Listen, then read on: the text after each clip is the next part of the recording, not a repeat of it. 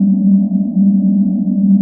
guys, in this video we're going to look at the R sound. It's in words like bar and aunt. Its technical name is the open back unrounded vowel. This means that your tongue is low in the mouth, it's right at the bottom, and it's pulled back.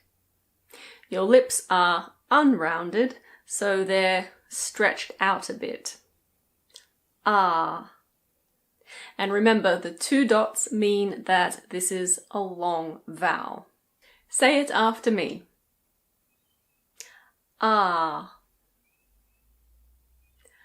Ah. Here are some words with this sound. Ask. Father.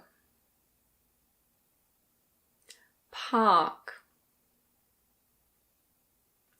Car. Yard. Spa. And now a sentence. I asked my father to park my car in the yard of the spa.